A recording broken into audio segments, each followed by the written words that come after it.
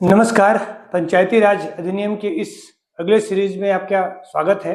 अभी अपन पढ़ रहे हैं निर्वाचन के अगले वीडियो में अपन देखते हैं कि जमानत राशि को वापस होना, कौन सी परिस्थितियों में किसी व्यक्ति को जमानत राशि वापस कर दिया जाएगा या जमानत राशि जो है वो वापस नहीं होगा। तो पहले स्थिति में जमानत राशि देखते हैं। जमानत राशि है क्या? नामांकन के समय जो व्यक्ति होते हैं यानी जो उम्मीदवार होते हैं उनको नामांकन राशि जमा करना होता है। यानी कि जो जमानत राशि जमा करना होता है नामांकन के समय, जो जमा करना पड़ता है, जो हमने 50 रुपए, आपका 1000 रुपए, 2000 रुपए और 4000 रुपए, उन व्यक्तियों को जीतने के बाद या हारने के बाद किन स्थितियों में वो जमानत राशि वापस कर दी जाएगी।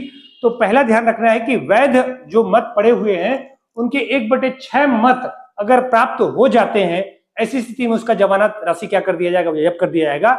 मतलब कि अगर एक ग्राम पंचायत में 100 लोग मौजूद है और वहां पर मान लीजिए 60% लेंगे, 60 लोगों ने क्या कर दिया है? वोटिंग कर दिया है। तो 60 लोगों ने अगर वोटिंग कर दिया है तो यह देखा जाएगा कि कितने वैध मतपत्र हैं। कई बार एक ही मतपत्र में मतलब दो लोगों को चुनाव कर दिया जाता है।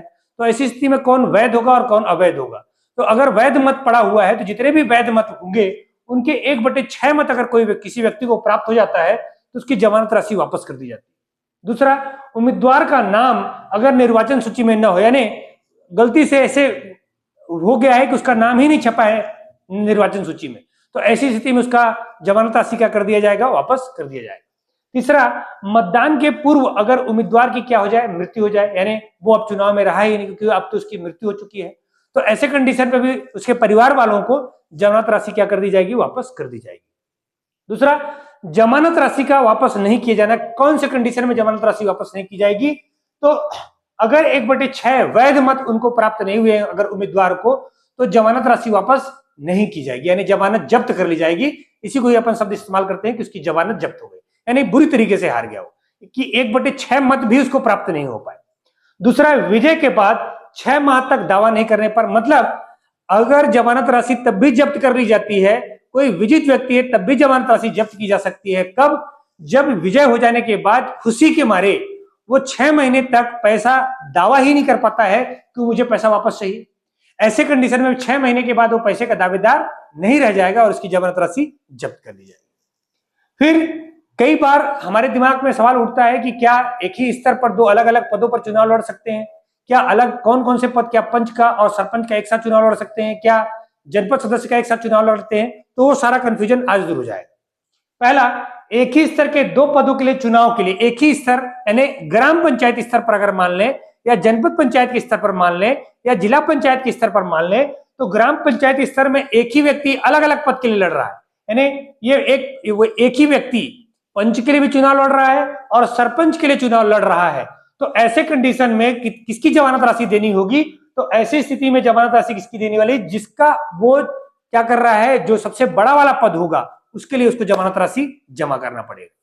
दूसरा, अलग अलग स्तर के पद के लिए चुनाव अगर करना है तो दोनों का अलग अलग जमानत राशि देना पड़ेगा। कहने का मतलब है जैसे ग्राम पंचायत में भी चुनाव लड़ रहा है और जनपद पंचायत में भी चुनाव लड़ रहा है, तो ग्राम पंचायत के लिए उसको अलग से पंच या सरपंच के अलग से जमानत राशि देनी पड़ेगी और जनपद के लिए उसको अलग से जमानत राशि देनी पड़ेगी, यानी दोनों अलग अलग स्तर का चुनाव है चूंकि, इसलिए ग्राम पंचायत के स्तर के लिए उसको अलग जमानत राशि जिस भी पद के लिए किया जाएगा वो, और जनपद पंचायत के लिए जो चुनाव लड़ा है या जिला पंचायत के जो चुनाव लड़ा है उस क्षेत्र में क्या कर सकता है वो, उसके लिए अलग जमानत राशि देनी पड़ेगी।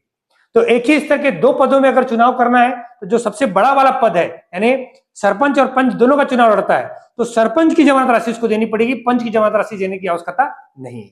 और अलग अलग स्तर पद का चुनाव लड़ रहा है, यानी पंच का भी चुनाव लड़ रहा है और जनपद सदस्य का भी चुनाव लड़ रहा है, ऐसी स्थिति में दोनों का अलग अलग जमानत राशि उसको देनी पड़ेगी। फिर क्या अलग अलग स्तर पर चुनाव लड़ सकते हैं? तो एक ही स्तर के 2 अलग अलग पदों के लिए चुनाव लड़ सकते हैं। मतलब एक ही स्तर के कहने का मतलब जैसे ग्राम पंचायत में अगर आपने चुनाव लड़ा है तो ग्राम पंचायत के लिए पंच के लिए आपने चुनाव लड़ लिया, सरपंच के लिए चुनाव लड़ लिया, तो आप लड़ सकते हो। जनपद में अगर आप चुनाव लड़ रहे हो तो जनपद सदस्य का चुनाव लड़ लीजिए और जनपद अध्यक्ष का चुनाव लड़ लीजिए, आप लड़ सकते हैं। जिला में अगर चुनाव इसी तरह लड़ना है तो जिला पंचायत सदस्य का और अध्यक्ष का चुनाव लड़ना है तो आप लड़ सकते हैं।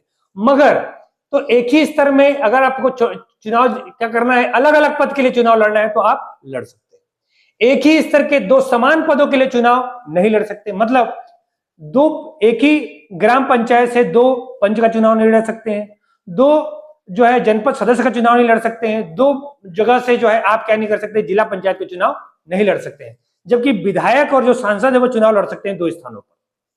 फिर 2 या 2 से अधिक स्तर पर चुनाव लड़ सकते हैं, कब? जैसे पंच और यानी कोई पंच का चुनाव लड़ना चाहे और जनपद सदस्य का भी चुनाव लड़ना चाहे तो लड़ सकता है।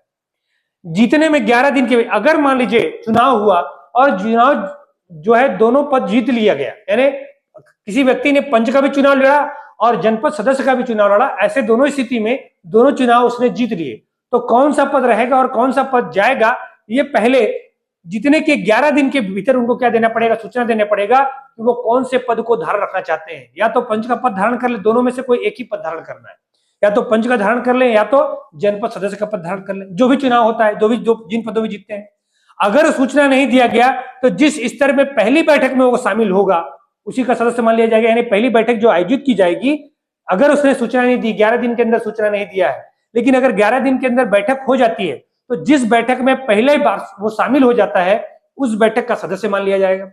लेकिन मान लीजिए कि पहली बैठक में, किसी भी पहली बैठक में वो शामिल नहीं हुआ, ऐसी स्थिति में क्या होगा, या पहली बैठक आयोजित ही नहीं की गई है, 11 दिन तक हो गया, लेकिन ऐसी स्थिति में क्या किया जाएगा, जो बड़ा वाला पद होगा वो कह दिया जाएगा कि वो पद वो ज्वाइन कर रहा है, और जो छोटा वाला पद होगा वो स्वतः ही क्या मान लिया जाएगा, उसकी सदस्यता रद्द हो जाएगी। यानी बड़े पद, यानी एक व्यक्ति पंच और जनपद सदस्य दोनों का चुनाव लड़ता है और पंच भी जीत जाता है और जनपद सदस्य का भी चुनाव लड़ जाता है, तो 11 दिन के भीतर उसको क्या देना पड़ेगा, सूचना देना पड़ेगा कि वो पंच का पद रखे या जनपद सदस्य का। अगर वो सूचना नहीं देता है तो जिसकी पहली बैठक यानी इधर ग्राम पंचायत की बैठक में जाता है तो ये इसका पंच बन जाएगा, और जनपद पंचायत की बैठक में जाता है तो जनपद सदस्य बन जाएगा। और यदि बैठक आयोजित नहीं करवाया जाता है तो जो बड़ा वाला पद है, जैसे जनपद सदस्य इसमें बड़ा वाला पद है, तो बड़ा वाला पद धारण कर लेगा, पंच का पद क्या हो जाएगा, रिक्त हो जाएगा।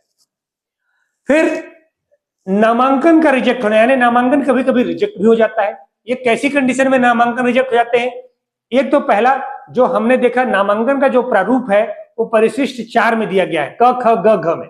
तो परिशिष्ट 4 के अनुसार अगर उसने क्या किया है, फॉर्म फिलअप नहीं किया है, फॉर्म नहीं भरा है, तो ऐसी स्थिति में उसका रिटर्निंग ऑफिसर क्या कर सकता है, इसको रिजेक्ट कर सकता है। दूसरा स्थिति में अगर उसने अपने फॉर्म में गलत जानकारी दी है तब भी उनका जो फॉर्म है वो रिजेक्ट किया जा सकता है, गलत जानकारी नहीं देना है। दूसरा, योग्यता पूरी न किया हो, योग्यता पूरी न करें, यानी जो पंचायत चुनाव में योग्यता निर्धारित की गई है धारा 34 के तहत, तो उसमें अगर किसी ने क्या न कर दिया हो, योग्यता निर्धारित न किया गया हो, योग्यता को पूरी न करता हो, फुलफिल न करता हो, ऐसी स्थिति में उसका नामांकन रद्द कर दिया जाएगा। या जो उम्मीदवार है उसने अपने वास्तविक हस्ताक्षर नहीं किए हो, या जो उसका प्रस्तावक है उसने अपने वास्तविक हस्ताक्षर न किया हो, यानी उनमें हस्ताक्षर में किसी तरह की गड़बड़ी हो तो नामांकन रद्द किया जा सकता है। या समान स्तर के एक ही पद के लिए नामांकन भर दिया हो, समान स्तर के एक ही पद के लिए मतलब एक ही ग्राम पंचायत में वो 2 जगह से, 2 वार्डों से पंच का चुनाव लड़ रहा है, या 2 वार्डों से जनपद सदस्य का चुनाव लड़ रहा है, या 2 अलग अलग वार्डों से वो क्या कर रहा है, जिला पंचायत सदस्य के रूप में चुनाव लड़ रहा है, ऐसी स्थिति में उसका नामांकन रद्द कर दिया जाएगा। प्रतिभूति निक्षेप, मैं पहले ही बता चुका हूं, प्रतिभूति निक्षेप का मतलब होता है जमानत राशि। ये सब ध्यान रखिएगा, परीक्षा में यही शब्द आएगा। प्रतिभूति निक्षेप का मतलब क्या होता है, जमानत राशि। अगर उसने जमानत राशि जमा न की हो तब भी उसका नामांकन रद्द किया जा सकता है। और अंतिम तिथि के बाद उसने अपना नामांकन किया हो, यानी जो आवेदन हो वो नामांकन फॉर्म तो ले लिया है लेकिन जमा करने का डेट भूल गया हो, या गलती से लेट, यानी जो निर्धारित तिथि है उसके 5 बजे के बाद वो नामांकन जमा करने के लिए जाता है या दूसरे दिन जाता है, ऐसी स्थिति में नामांकन क्या किया जा सकता है, रद्द किया जा सकता है। अगर रद्द कर दिया गया, उसका नामांकन रद्द कर दिया गया, और अगर व्यक्ति इस नामांकन के रद्द किया गया है उससे अगर प्रसन्न नहीं है, खुश नहीं है, असंतुष्ट है, ऐसी स्थिति में वो अपील कर सकता है। अपील कहां करना होगा, तो पंच और सरपंच के अगर पद के लिए उसने नामांकन रद्द किया है तो अनुविभागीय अधिकारी यानी एसडीएम के पास जो है क्या कर सकता है, वो अपील कर सकता है। जबकि जनपद के लिए अगर किसी ने चुनाव लड़ा है तो कलेक्टर के पे क्या कर सकता है, अपील कर सकता है। और जिला पंचायत में अगर जाता है तो संचालक पंचायत के पास वो क्या कर सकता है, अपील कर सकता है। इस तरह के सवाल पूछे जाते हैं। नामांकन अगर रिजेक्ट हुआ तो अपील कहां होगा, पंच सरपंच के पद के लिए अनुविभागीय अधिकारी यानी एसडीएम के पास अपील होगी, जनपद के लिए कलेक्टर के पास अपील होगी, और जिला के लिए संचालक पंचायत के पास क्या कर दी जाएगी, अपील कर दी जाएगी। और अगर अपील के बारे में बात हो रही है तो अगर चुनाव चिन्हों में किसी को समस्या है तो चुनाव चिन्हों पर भी अगर किसी को दिक्कत है तो वो भी अपील कर सकता है। पंच और सरपंच के लिए कलेक्टर के पास अपील कर सकता है, जनपद वाले संभागायुक्त के पास अपील करते हैं और जिला वाले राज्य निर्वाचन अधिकारी आयोग के पास क्या कर सकते हैं, अपील कर सकते हैं। किस मामले में? चुनाव चिन्ह के मामले में। याद रखिएगा, चुनाव चिन्ह जो आवंटित होते हैं वो जो चुनाव चिन्ह होंगे वो दलीय आधार पर नहीं होंगे, इसलिए इनके चुनाव चिन्ह में क्या हो सकता है, विवाद हो सकता है। और विवाद की स्थिति में पंच सरपंच कलेक्टर के पास, जनपद संभागायुक्त के पास और जिला राज्य निर्वाचन आयोग के पास अपील कर सकते हैं कि हमारा जो चुनाव चिन्ह है वो बदला जाए या उनमें कुछ परिवर्तन किया जाए। फिर नाम वापसी। नाम वापसी पहली लिस्ट में क्या किया जाता है? अगर नाम वापस लेना चाहते हैं तो पहली लिस्ट आने के 3 दिन बाद तक आप अपना नाम वापस ले सकते हैं। अगर किसी व्यक्ति ने नामांकन किया है, फॉर्म भरा है, तो नामांकन पहली लिस्ट जारी की जाएगी राज्य निर्वाचन आयोग द्वारा और पहली लिस्ट के तीसरे 3 दिन बाद तक वो अपना नाम ले सकते हैं। कौन ले सकता है? मतदाता यानी जो उम्मीदवार होगा स्वयं ले सकता है और प्रस्तावक भी क्या कर सकता है, उसका जो प्रस्तावक होगा वो भी नाम वापसी के लिए आवेदन दे सकता है। लेकिन अगर स्वयं आवेदन करता है तो तुरंत नाम वापसी हो जाएगी। लेकिन यदि प्रस्तावक जाता है नाम वापसी के लिए तो जो रिटर्निंग ऑफिसर होगा वो जांच के उपरांत कि उम्मीदवार ने नाम वापसी के लिए लिखा है या किसी और मर्जी से आ गया है, तो ये जांच के उपरांत क्या किया जाएगा, नाम वापसी ली जाएगी। नाम वापसी होने पर जमानत वापस कर दी जाती है, यानी नाम वापसी होते ही आपका जमानत राशि क्या कर दिया जाएगा, वापस कर दिया जाएगा। मगर जिस निर्वाचन में उसने नाम वापसी लिया है उस निर्वाचन में दोबारा वो उम्मीदवार के रूप में कार्य नहीं कर सकता, यानी उम्मीदवार के रूप में खड़ा नहीं हो सकता है। ये निर्वाचन का कंप्लीट वीडियो है। इससे एक क्वेश्चन बाहर नहीं आएगा, जो भी इससे तैयारी की होंगे इससे एक क्वेश्चन बाहर नहीं आएगा। तो एक बार फिर से आप पूरी चीजों को देख लीजिए कि जमानत राशि तब जब वापस कब कर दी जाती है, जब वैध मतों का 1/6 प्राप्त हो गया हो और उसका नाम निर्वाचन सूची में न हो या उसकी मृत्यु हो गई हो। जमानत राशि का वापस कब नहीं होता है, जब वैध मत न मतलब 1/6 प्राप्त हुआ ही मतलब उसको प्राप्त न हुआ हो और विजय के 6 महीने के बाद जमानत राशि। एक ही स्तर के 2 पदों पर अगर चुनाव लड़ना है तो पंच और सरपंच के लिए तो जो ज्यादा वाला है, अधिक वाला जमानत राशि यानी सरपंच का जमानत राशि उसको देना पड़ेगा, पंच का नहीं। और अलग अलग स्तर के 2 पद के लिए चुनाव लड़ना है तो दोनों पदों के लिए देना उसको जमानत राशि देना पड़ेगा। फिर एक ही स्तर के 2 अलग अलग पद पर अगर चुनाव लड़ना है जैसे पंच और सरपंच तो लड़ सकते हैं। अगर एक ही स्तर के 2 समान पदों पर चुनाव लड़ना है तो नहीं लड़ सकते हैं। 2 या 2 से अधिक स्तर पर चुनाव लड़ सकते हैं तो बिल्कुल लड़ सकते हैं किसी पद के लिए। जितने के 11 दिन बाद क्या देना, सूचना देना पड़ेगा। 11 दिन बाद अगर सूचना नहीं दिया गया तो जो जिस बैठक में पहली बार शामिल होगा उसका सदस्य मान लिया जाएगा। अगर पहली बैठक भी आयोजित नहीं होती है तो जो बड़ा वाला पद है वो उसको ज्वाइन मान लिया जाएगा और जो छोटा वाला पद है उसको छोड़ दिया जाएगा। फिर नामांकन का अपराध हो जाएगा जब नामांकन फॉर्म जो है परिशिष्ट 4 के अनुसार न हो, गलत जानकारी दिया हो, योग्यता पूरी न करता हो, हस्ताक्षर वास्तविक रूप से न हो, समान स्तर के एक ही पद के लिए चुनाव लड़ रहा हो और प्रतिभूति जो है निक्षेप यानी जमानत राशि जमा न किया हो और अंतिम तिथि के बाद क्या करता हो, अपना फॉर्म जमा करता हो। फिर अगर नामांकन रिजेक्ट हो गया तो कहाँ अपील करना है?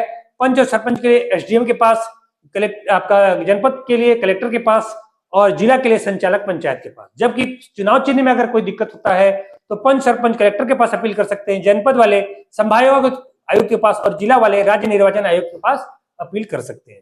नाम अगर वापसी लेना चाहते हैं तो नामांकन के जो बाद जब पहली लिस्ट जारी होगी तो 3 दिन बाद आप नाम वापस ले सकते हैं, स्वयं वापस भी ले सकते हैं, प्रस्तावक भी वापस ले सकता है, स्वयं जाएंगे तुरंत नाम वापस, प्रस्तावक जाएगा, जांच के बाद नाम वापसी होगा, जमानत राशि वापस कर दी जाएगी, मगर दोबारा चुनाव नहीं लड़ सकते। ठीक है, तो आज के लिए इतना ही। अगर आपको वीडियो अच्छा लगा हो तो अधिक से अधिक शेयर कीजिएगा। Thank you.